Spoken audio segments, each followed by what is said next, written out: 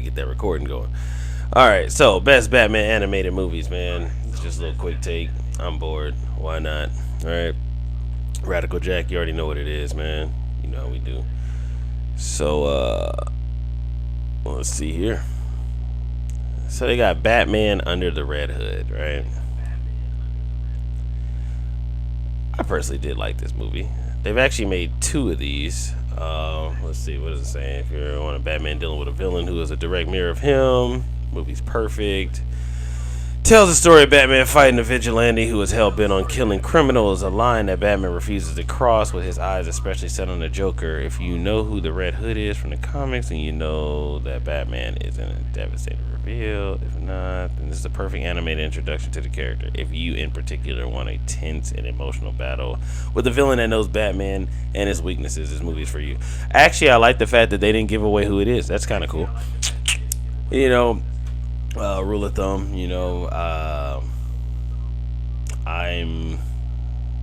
I'm always for spoiling movies if they're 5 years old. But I mean, hey, whatever. Batman Under the Red Hood. I agree. All right, that's cool. 5. And no, I didn't like look at these before I started, so I have no idea what's coming up. Batman Return of the Joker. This came out when we were kids. I haven't watched this in a while, but from what I remember, I did like this as well. You know what I'm saying? The movie was cool. Let's see here. If you want a different Batman, there's a few ways to get a Batman as unique as the one in Batman Begins. In the future, Terry McGinnis starts to apprentice wow.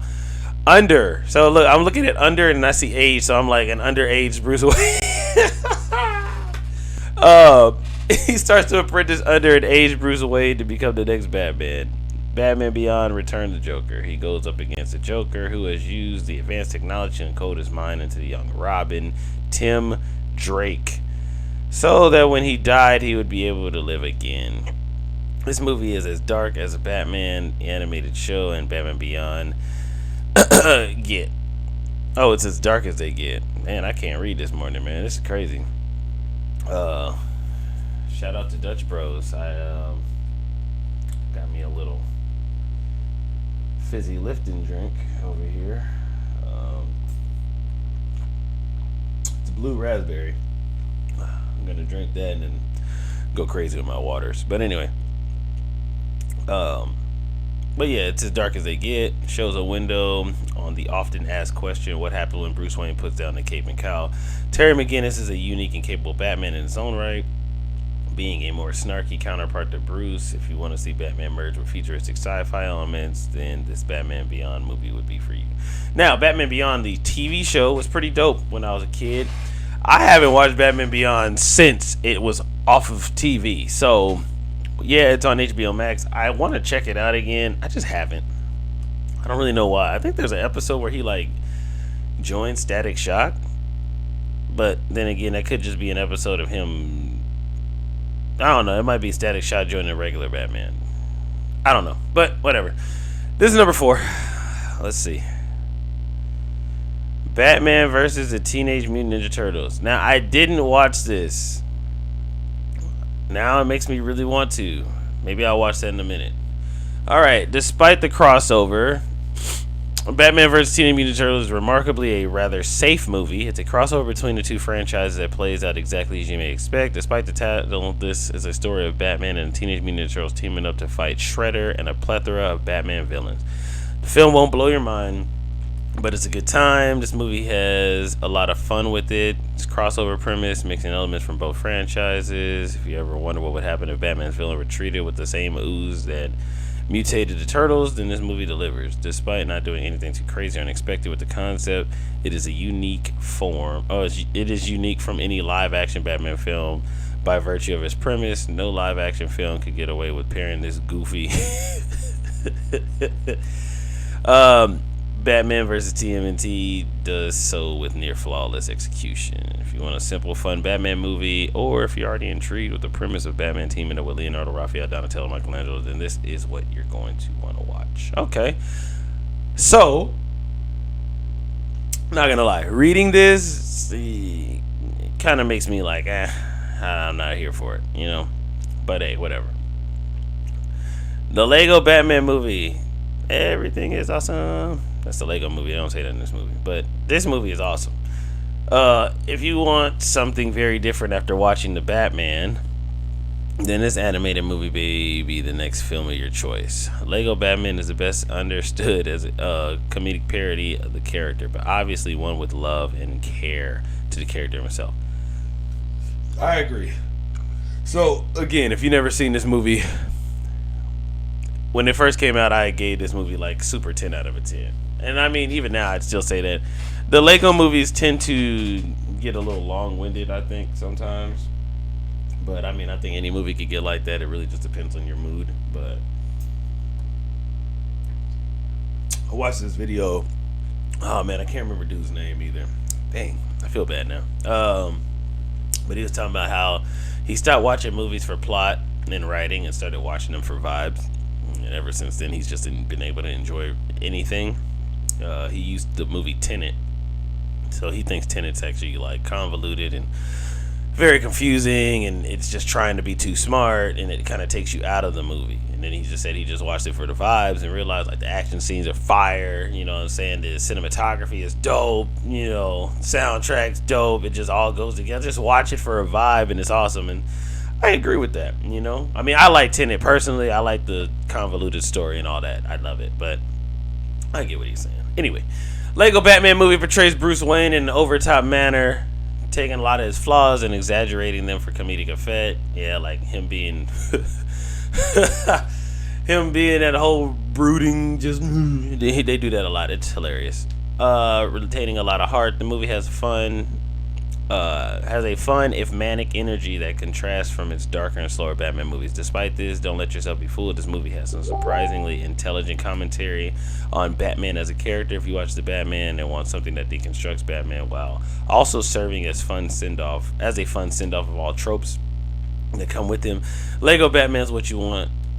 After a grittier take on a character, it might also be nice to take a break from the darkness. Yeah, this movie's fun. I like the relationship with him and Joker. It's pretty dope. It's pretty dope. The Joker goes all this way just to make sure that Batman knows I love you. Or they love each other. They need each other. It's pretty cool. Batman Mask of the Phantasm. I don't know who's watching this, but we all knew this was going to be number one. Everybody always puts this as number one. I'm very surprised that none of the Justice League movies were put on here. Even a Flashpoint. Like, I feel like those might be Batman. Like, Justice League Doom, that's a Batman movie. You know what I mean?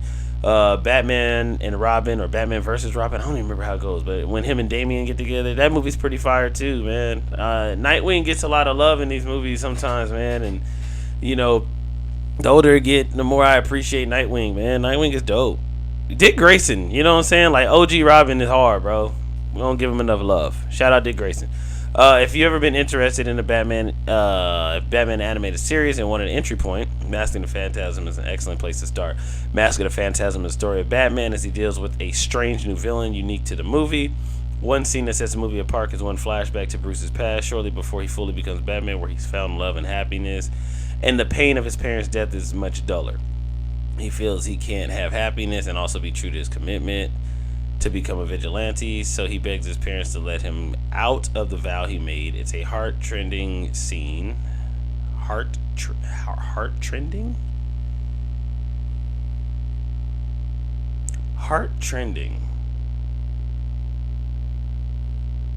I'm sorry, I've never heard the term heart-trending. Let's Google this real quick. Wait a minute. Heart trending. Causing sadness or distress. Damn. Well, I learned a new word today, didn't I? Heart trending. Cool beans. Anyway, it's a heart trending scene that shows that Batman is wounded, tormented. Oh, he's a wounded, tormented character in much the same way as the Batman does. If you want a movie that doesn't pull emotional punches, Mask of the Phantasm is definitely one you will watch. I wonder if they have any, like... No, they don't. I was going to say, maybe they have, like, some honorable mentions.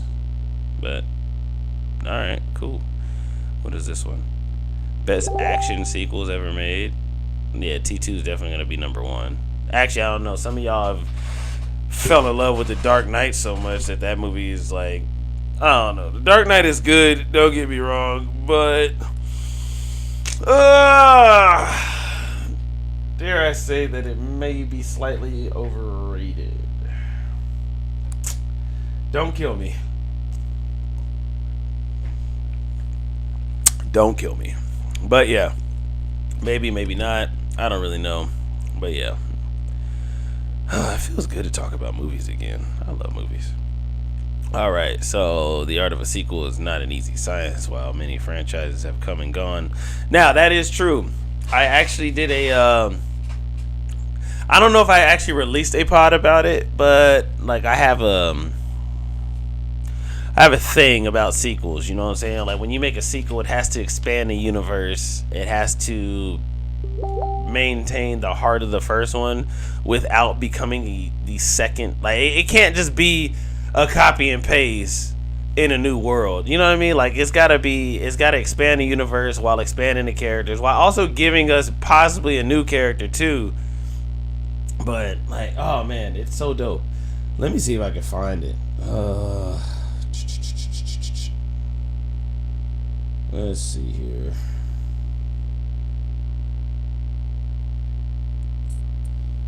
Man, that's crazy. I used to have it, man. I had the art of a sequel. Like, what does it do?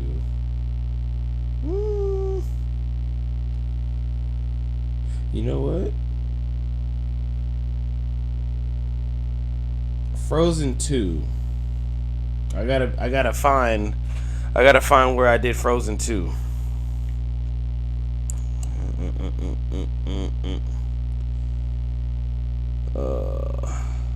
Now I'm gonna be stuck on this.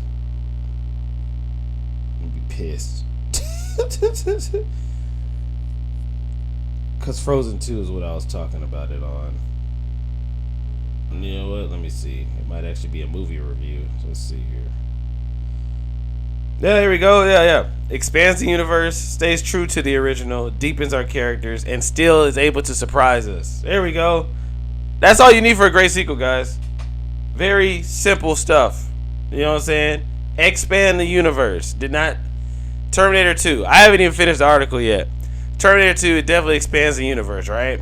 It changes everything. It still gives us the machines, but it shows us that there's other machines out here.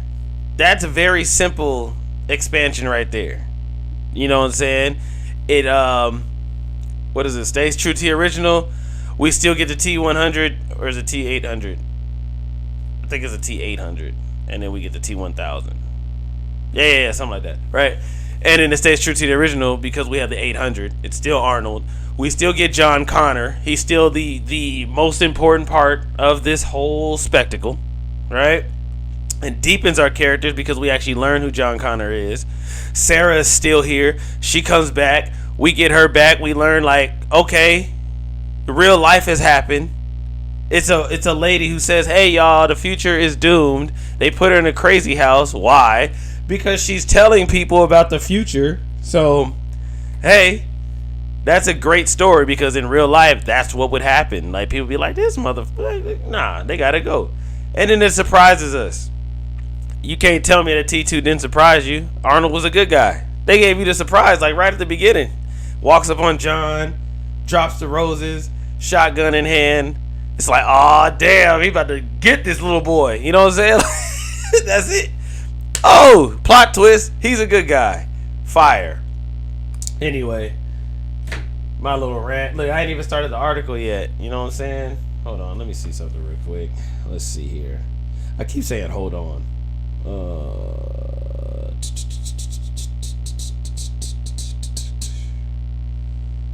Let me see.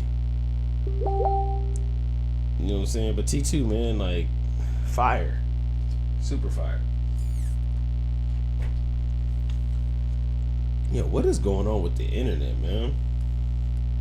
Like, come on. I don't even have that much stuff going on my phone.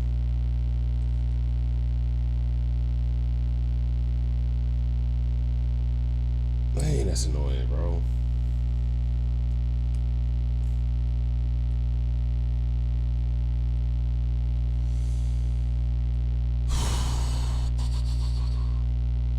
Okay, F it. Let's do it like this.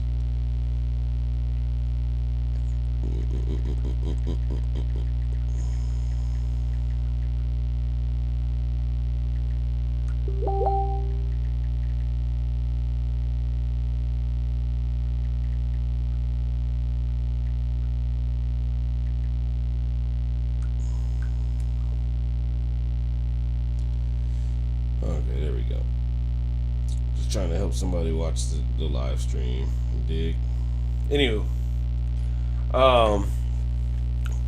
T2. Anyway, okay, but anyway, so yeah, the sequel, you know, saying expands the universe, blah blah blah. Now they got Speed 2 right here. Garbage. Enter that. Let's see. G.I. Joe, all those movies are trash. The Matrix. Let's just be honest. After the first Matrix, that shit was dog shit.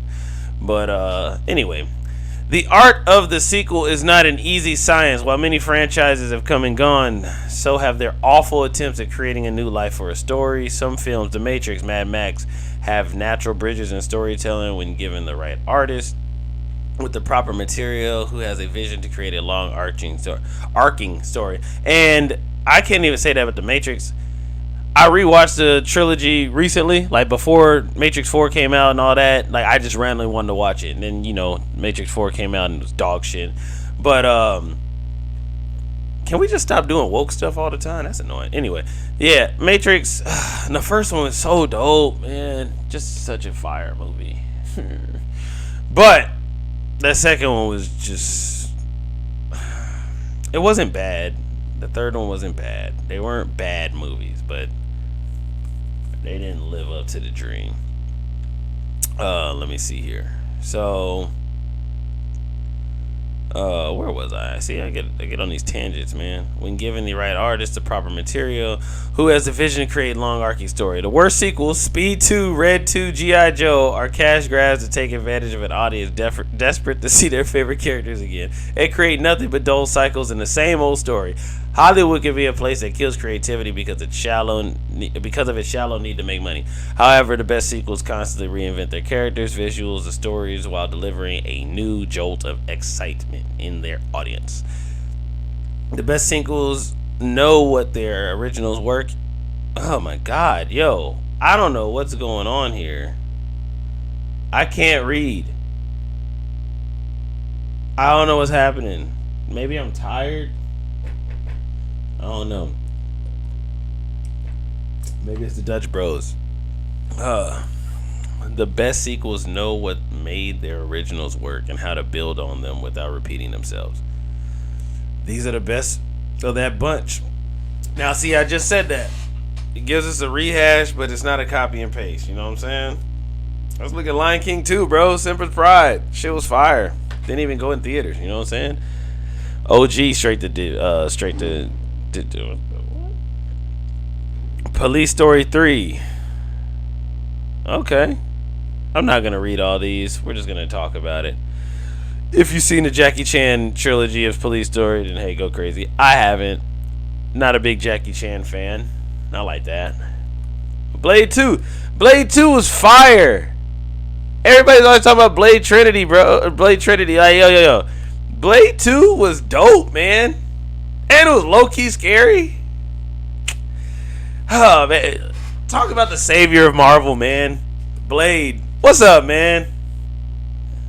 I can guarantee you this new Blade that they come out with is going to be walking dog shit. Like it's going to suck. Let's see. The auteur of monster-driven horror, storytelling inspired by horror tales of old. Guillermo del Toro. It's his first film. Oh, in the United States. Okay, it was Kick-Ass Nonstop, Thrill Ride, Blade 2, bolstering by the first modern superhero to truly show off the acrobatics necessary to be a charismatic action star while also being the face of a beloved franchise. Wesley Snipes goes absolutely ballistic, delivering sword-wielding ass-kickings to the dead and undead alike. Blade 2 is 2 hours of gruesome horror and salacious gore with classic Del Toro maintained. Ron Perlman, Norman Reedus assisting the punch. Yeah, no, Blade 2, definitely fire. Definitely fire. Blade Trinity, Whatever. Matrix Reloaded. Now, the Matrix Reloaded, see, we were just talking about. I said it's not a bad movie, but, you know, but like I said, Reloaded is definitely not Revolutions. I didn't like Revolutions at all.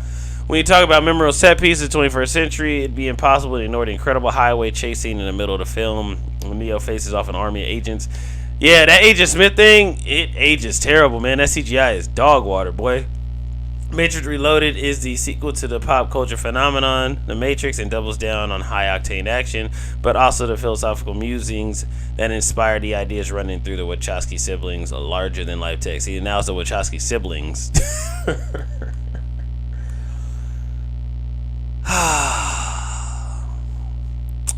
The Wachowski brothers made a better movie than the Wachowski sisters. Anyway, while expanding the world to set up the hero's arc with the third film, Revolutions, the addition of Neo taking flight, the architect, and the twins that wield samurai swords and float through walls, and Matrix Reloaded is a frame-to-frame banger. Again, I don't think it was a dog shit movie. It wasn't my favorite, but you know, it's cool. The Raid 2, I ain't never seen The Raid. No, I don't. Oh, it's Tony Jaa. Okay. Hey, that's dope. I might have to watch this. Tony Jaa. Dope. Die Hard with a Vengeance. Everybody loves Die Hard, right? It's got Sam Jackson in it. I think this is actually Die Hard 3. No, I'm mistaken.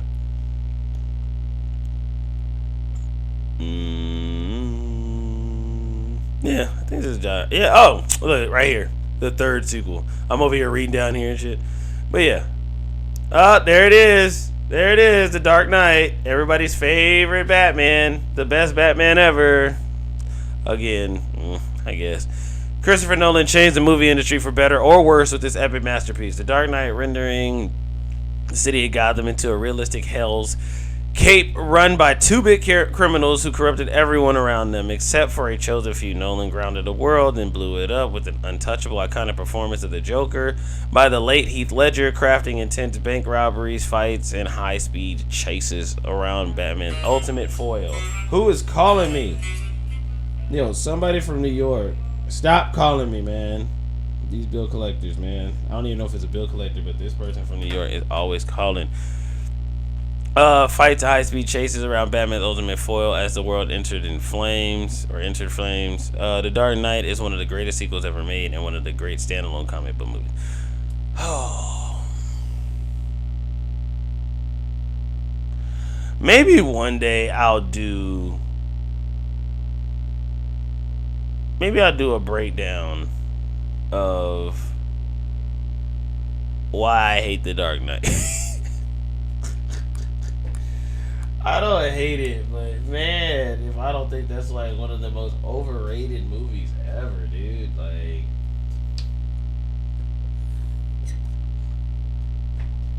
it's good, but I don't know. It just seems a little overrated to me. Just a smidget, you know? Just a smidget overrated. But anyway. Let's see here.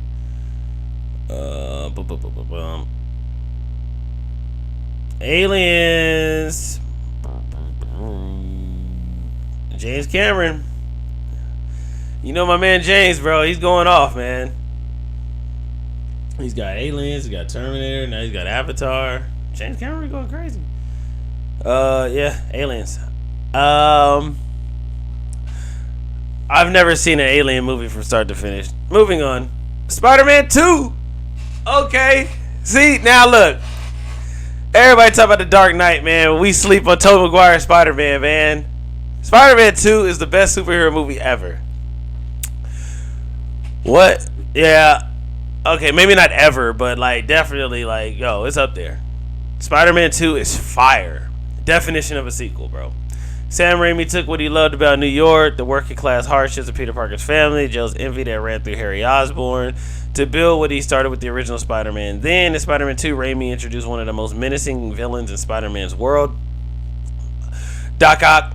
As Tobey Maguire played the existential dread and anger that hung over his life of a superhero to create a realistic portrait of life that lived in the comic books, taking all the great character arcs and then finding ways to make the action terrifying, spectacular, and awe-inspiring. Raimi made one of the great action-packed superhero sequels ever made, a high point in the world where an MCU seems destined to deliver cookie-cutter movies that only satisfy their relationship to the Fate's endpoint. Ooh, who wrote this? Who is the writer here? Not an attack on the MCU? You know, everybody loves that shit. Alright, let's see. T2 Judgment Day, number 2. Oh man, number 1 better be something crazy. Watch number 1 be some goofy shit too. James Cameron, yeah, the T2, y'all. Let's just admire T2 for a second, bro. Like, Terminator 2 is fire. Whatever, man. I just talked about it already, but let's see what they say. James Cameron is... Oh, there he is. There he is. No stranger to innovation. A blockbuster director is known for pushing technology forward or waiting for tech to catch up to achieve his grandiose and meticulous vision. Such is the case for Terminator 2 Judgment Day and Cameron's collaboration with the VX team, Industrial Light and Magic. Together, Cameron and the team created an instant iconic villain with Robert Patrick. Yeah, man, the T-1000 was fire. Liquid metal shape-shifting robot who was the first main character in the feature film to be entirely computer graphic. Oh. Really? Never knew that. Now, I was just talking about the Matrix, how they had like dog shit animation, right? Or graphics or CGI, whatever you want to call it, special effects. Terminator 2 came out in 1992. The Matrix Revolutions or Reloaded came out in 2004. 1992 to 2004, and Terminator 2 still holds up to this day. Even if you look at Jurassic Park 1, came out in 1993. Looks 10,000 times better than the Matrix. But anyway,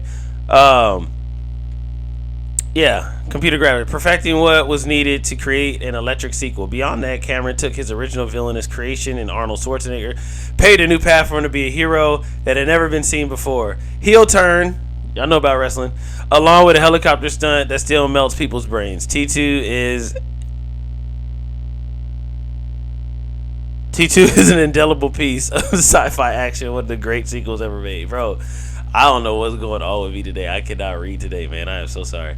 But yeah, like I said, man, Terminator 2, to me, this is the greatest sequel ever.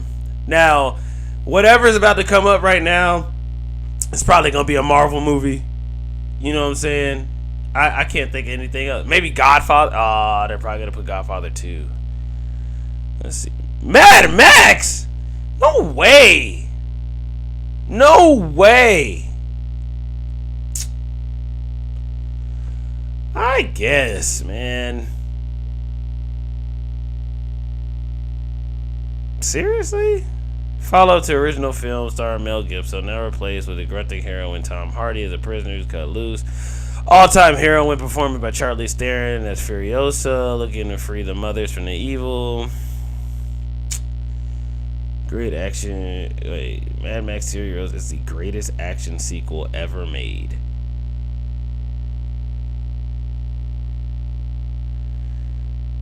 Okay, so let's do this with an unbiased view.